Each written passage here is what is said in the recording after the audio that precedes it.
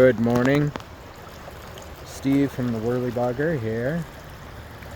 It is Thursday, March 21st. I'm here at the lower bridge at Rinehart Park. And as you can see from our last report, the river has swollen. It has swollen considerably. So this speed right here, if I had to guess, I would say pushing pretty close over 4,000 cubic feet. Clarity, turbidity, not great. You know, you can't catch them sitting on the couch, but you know, favorable river conditions are always a good thing. I mean, there is a little bit of clarity, you know, along the edges, but you can see, you know, once the river rises and comes up like this, you know, of course the turbidity, the clarity is going to be compromised, but also the particulates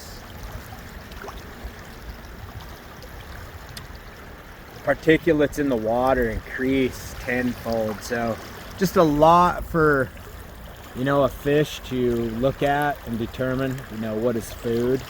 If you've ever gut sampled a trout before or any other fish, you know, it's pretty interesting what you find, you know, within their stomach contents, you know, because they, you know, visually have to determine, you know, what is food. Of course, they don't have arms like we do, we can touch. So they have to use their mouth in order to, you know, and their eyes in order to determine what's a food source and what is not, you know.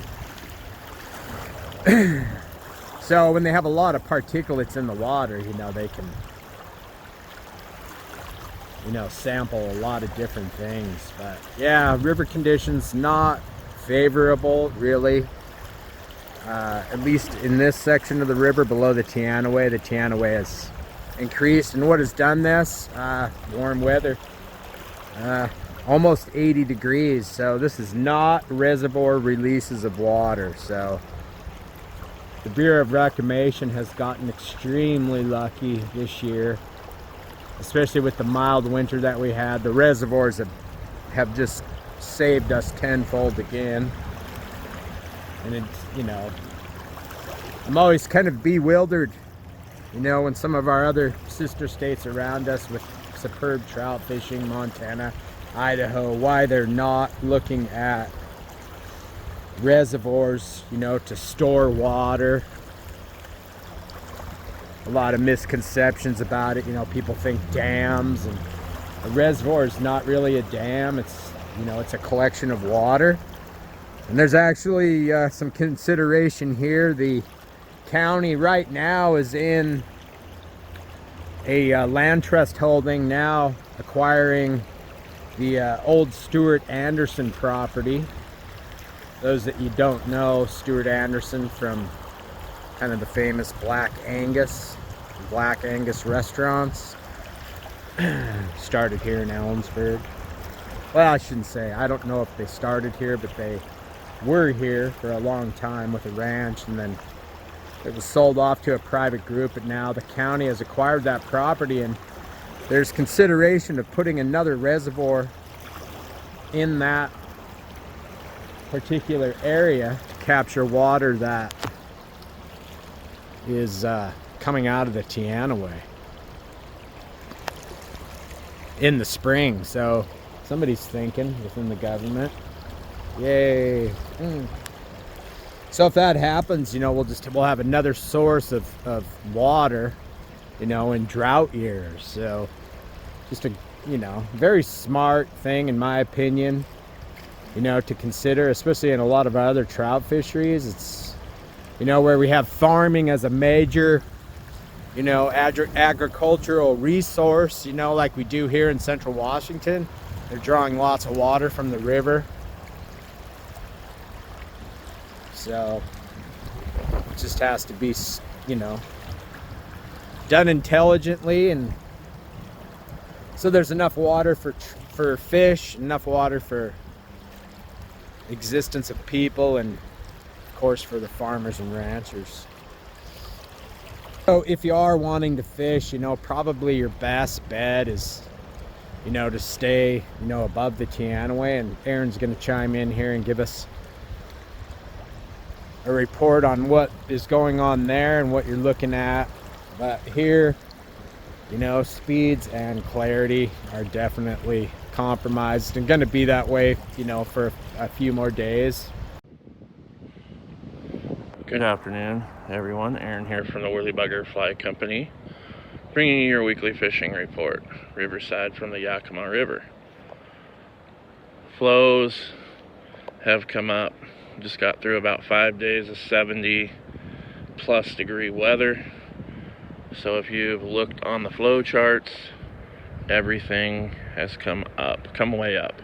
Everything below the Teanaway right now pretty much smoked, blown out. 6 inches of visibility or less. Cle Elum, or actually ensign to the Teanaway, still holding in there. About 2.5, 3 foot of visibility. Fishing's been spotty. If you're going to come out, you're probably not going to catch a whole bunch of fish. However, plenty of opportunity to catch the fish.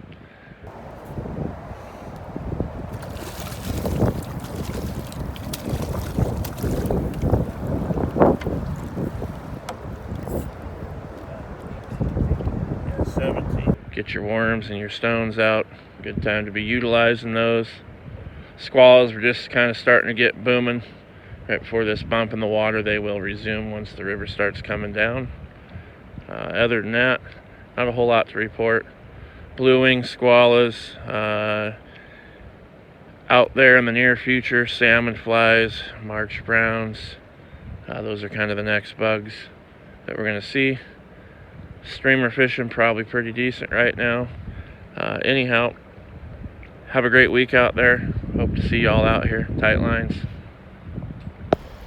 They are projecting some rainfall. Whether that happens or not, that will be kind of a wait and see. But as you can see here, definitely not wadeable. And then, you know, fishable. I had some calls yesterday too. When water flows come up this quickly, it pushes a lot of debris, knocks down trees, causes mass erosion along the banks, knocking trees over. You can see right across the river there's a downed tree. I haven't heard of any blockages below Rinehart here,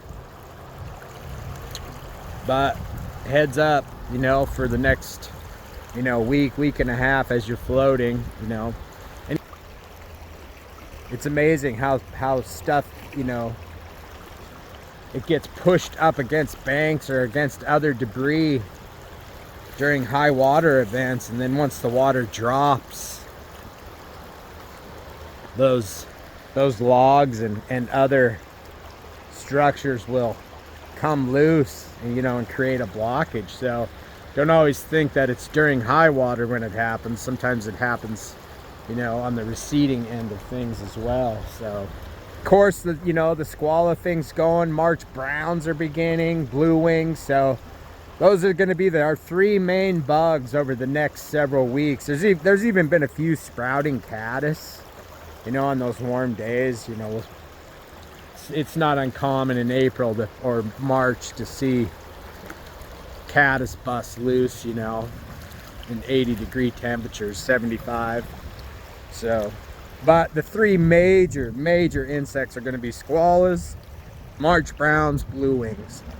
That's going to be through the month of April, and most likely we'll probably have another one of these events. So keep that in mind as, you know, you plan your fishing, you plan your guided trips, you know, with us or with any of the other outfitters, that, you know, there is the chance that, you know, when you plan a spring trip, you plan a spring guided trip, of course everybody wants to have favorable water, wants to have great fishing, but this is what you can kind of expect. I mean, it's unpredictable.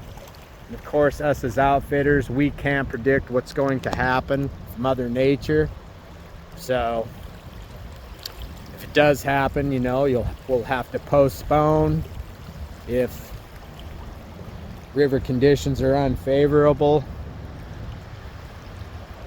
and not safe, and we'll look to get you out there on another day when the river is cooperating a little bit better. But that's just spring fishing. So in the meantime, if you do want to get some fishing done, the lakes are reporting great fishing. Of course, Lake Lanise, you know, very, very popular, but always fishes well. Chironomid fishing there has been fantastic.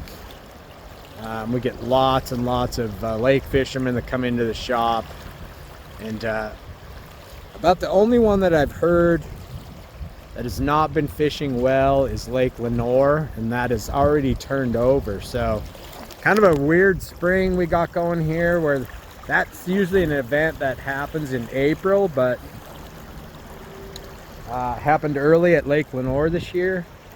And that was about a week ago, so I would think by now the conditions are probably improving there, and once that happens, usually the fishing improves greatly after it's completed its cycle of turnover. So if you have any questions regarding our fisheries, we're at the Yakima, Central Washington, give us a shout here. We'll be happy to help you. In the meantime, enjoy the upcoming weekend, and